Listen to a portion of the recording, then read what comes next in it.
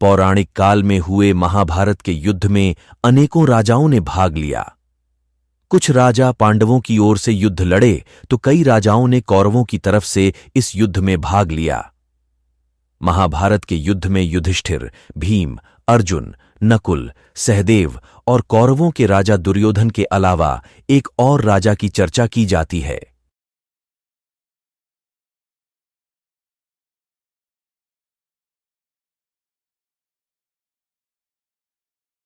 पांडव पुत्र अर्जुन जितने ही बुद्धिमानी और धनुष विद्या में निपुण, यह राजा थे कर्ण। कर्ण अंग देश के राजा थे। कर्ण ने कौरवों की तरफ से महाभारत का युद्ध लड़ा था। शास्त्रों में उल्लेखित है कि महाभारत काल में कर्ण के जितना दानी कोई भी राजा नहीं था। दानवीर कर्ण ने अपने वचन पालन के लिए अपना रक्षा कवच और कुंडल भी दान में दे दिए थे।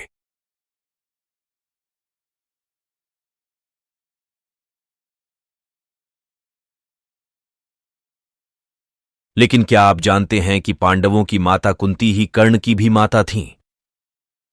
कर्ण के जन्म के बाद माता कुंती ने कर्ण को गंगा नदी में बहा दिया था।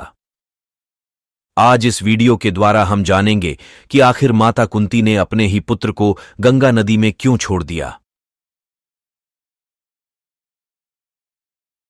पौराणिक काल में ऋषि दुर्वासा राजा शूरसेन के महल में गए। राजा शूरसेन ने ऋषि दुर्वासा की खूब आवभगत की और अपनी पुत्री कुंती से भी ऋषि दुर्वासा का परिचय करवाया। ऋषि दुर्वासा स्वभाव से बहुत क्रोधी थे और उनके कार्य में बाधा उत्पन्न करने वाले व्यक्ति को ऋषि दुर्वासा श्राप दे देते थे। ऋषि दुर्वासा राजा शूरसेन के महल में लगभग 1 साल तक रहे। राजा शूरसेन के महल में कुंती ने ऋषि दुर्वासा की बहुत सेवा की। ऋषि दुर्वासा कुंती की सेवा से बहुत प्रसन्न हुए। ऋषि दुर्वासा ने कुंती को यह वरदान दिया कि वह जिस भी देवता का आह्वान करेंगी उसी देवता के समान गुणों वाला पुत्र उन्हें प्राप्त होगा। इतना कहकर ऋषि दुर्वासा चले गए।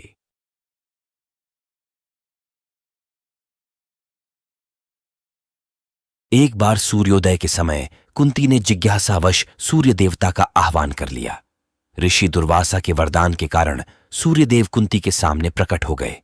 सूर्यदेव के दर्शन करने के बाद कुंती ने उन्हें वापस लौट जाने को कहा।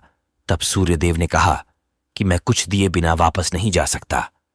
ऋषि दुर्वासा के वरदान के प्रभाव से सूर्यदेव ने कुंती की नाभि को स्पर्श किया, जिसके फलस्वरूप अविवाहित कुंती को सूर्य के समान तेजस्वी पुत्र की प्राप्ति हुई।